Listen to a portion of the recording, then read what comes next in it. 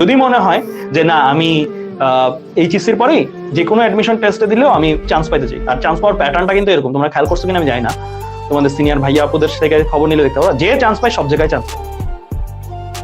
যে রোলে এক হয় সে কি ধর্মে খারাপ থাকে, সে কি সমাজে খারাপ থাকে? দেখবে সমাজ ধর্মে এগুলোতেও সে হাইস্ট মার্কস পায়, রাইট? যে চান্স পায় সেরকম ভাবে সে সব জায়গায় চান্স পায়। এমন না যে সে মেডিকেলে পাইলো অমুক জায়গায় পাইলো না, ভার্সিটিতে পাইলো অমুক জায়গায় পাইলো না, এই জিনিসটা হয় না। এবার চান্স পাচ্ছে তো পাচ্ছি, আর যে চান্স পায় না আনফর্চুনেটলি সে কোনো জায়গায় পায়, খুবই কষ্ট হয় তার জন্য। সো আমরা তোমাদেরকে আসলে ওই ব্রিডটাই তৈরি করতে চাই, মানে ওই জাতটাই তোমরা, যে জাতটা আমরা তৈরি করতে চাই যে সব জায়গায় পরীক্ষা দিচ্ছ এন্ড চান্স হয়ে যাচ্ছে। আমি তোমাদেরকে কিছু এক্সাম্পল শেয়ার করি ভাইয়া। আমাদের যে এরকম আমার কাছে মেন্টরশিপে যারা ছিল ওই স্টুডেন্ট গুলোর মধ্যে আমরা মানে আমার মোটামুটি ওরা যে জায়গাগুলোতেই পরীক্ষা দিচ্ছে আল্লাহর মধ্যে ওদের চান্স হয়ে যাচ্ছে।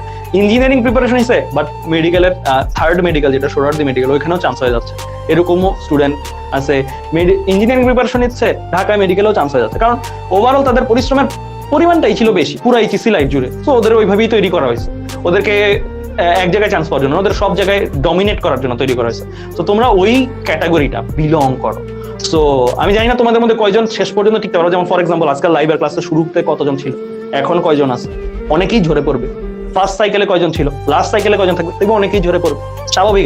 এটা আমরা জানি, তারপরেও আমরা এটা করি। কারণটা হচ্ছে যে এটা একটা স্যাটিসফ্যাকশনের জায়গা যে আমাদের স্টুডেন্টরা টপ 10-এ এততম হয়েছে বা এই ভালো রেজাল্ট করছে। অ্যান্ড এই স্টুডেন্টগুলো থেকে আমরা টার্গেট করি যে শুধুমাত্র বুয়েটে চান্স পাওয়া না, টপ র্যাঙ্ক করা না, বাট অলসো এই স্টুডেন্টসগুলো সামনেও অনেক ভালো করবে। কারণ এটা স্যাটিসফ্যাকশন। ধরো আজকে থেকে 5-10 বছর পরে তোমরা আল্লাহর রহমতে কি 10 বছর পরে তোমরা মাইট বি কেউ গুগলে চাকরি করবা, কেউ অ্যামাজনে চাকরি করবা, আরো হয়তো ওই টাইমের গুগল ওই টাইমের জিনিসপত্রগুলোতে টপ মোস্ট পজিশনগুলোতে থাকবা, বা তোমরা মাইট বি বাংলাদেশের একদম টপ নচ পজিশন গুলাতে থাকবা। সো এইটা আমাদের একটা প্রাউডের জায়গা না, যে আমরা তখন তোমাদের কাছে যদি যাই বা পরিচয় দিই তোমাদের সাথে আমাদের একটা কমিউনিকেশন থাকবে, এটা ভাবতেই তো আমাদের ভালো লাগে। সো এর জন্য ভাইয়ারা এই পরিশ্রমটা করি অ্যান্ড তোমাদেরকে এই পরিশ্রমটা করাই, এটার একটা গ্রেটার উদ্দেশ্য ভাইয়াদের আছে, ঠিক আছে? সো ওইভাবে নিজেদেরকে নিবা, মানে তোমরা সবসময় ওইভাবে নিজেদেরকে নিবা যে মানে তোমার স্পেশাল কিছু করতে হবে। তুমি অর্ডিনারি ভাবে করলে হবে না। জাস্ট লাইক তোমার বন্ধু হয়তো মাইট বি এই টাইমে ঘুমাচ্ছে, তোমার বন্ধু হয়তো মাইট বি এই টাইমে চ্যাটিং করতেছে, তোমার বন্ধু হয়তো এই টাইমটাতে ইনস্টাগ্রাম বা টিকটক দেখতেছে। হ্যাঁ, সাময়িক রিক্রিয়েশন তোমার চেয়ে বেশি, তার অনেক বেশি। তুমি আর ফিল করতে হবে যে তুমি থাকে না রোজার সময় আমরা সংযম রাখি, রোজার সময় আমরা সংযম থাকবো। তো তোমার টাইমটা মনে করতে হবে যে পুরো টাইমটাই রোজা এই সেন্সে যে তুমি সংযম রাখবা, নিজের সংযত রাখবা অলওয়েজ। এইচএসসি লাইফে আসো অ্যান্ড তুমি একটা মিশনে আসো, তুমি এনজয় করবা, তুমি আরো বেশি এনজয় করো, সবার চেয়ে বেশি এনজয় করো, আমার চেয়ে বেশি, সবার চেয়ে বেশি এনজয় করো। তুমি যেহেতু ভালো স্টুডেন্ট এন্ড পরিশ্রম করছো অনেক বেশি, তুমি যখন ধরো ফর এক্সাম্পল গুগলের লিড ইঞ্জিনিয়ার বা এরকম বড় বড় পজিশন গুলোতে যাবা, তখন তোমার এনজয়মেন্ট কি বাকি কেউ ধরার ছোঁয়ার কাছে থাকবে?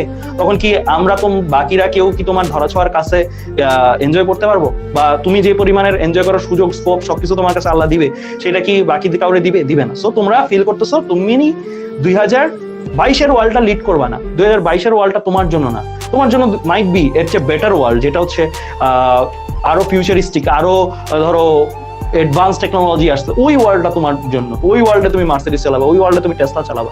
সো দ্যাটস ওয়াই তুমি বোর্ন করছো, দ্যাটস জন্ম নিছো, দ্যাটস ওয়াই তুমি পরিশ্রম করছো। এইভাবে যদি না নিতে পারো মোটিভেশনটা নিজের মধ্যে, তাহলে তোমার এই পরিশ্রমটা কখনোই অর্থিত লাগবে না।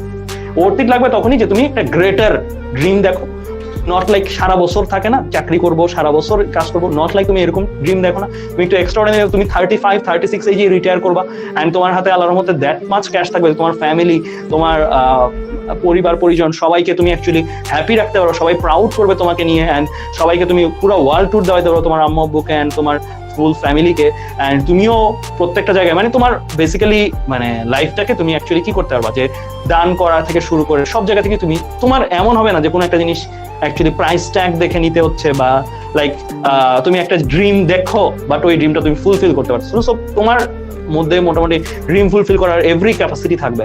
সো ওইভাবে তুমি পরিশ্রম করতেছো, ওইভাবে তুমি গ্রো হতে চাচ্ছ। সো তোমার অবশ্যই অন্যান্যদের মতন রিক্রিয়েশন করলে হবে না, তাহলে তো সবাই ওই লাইফটা পেতো, সবাই তো ওই লাইফটা পায় না।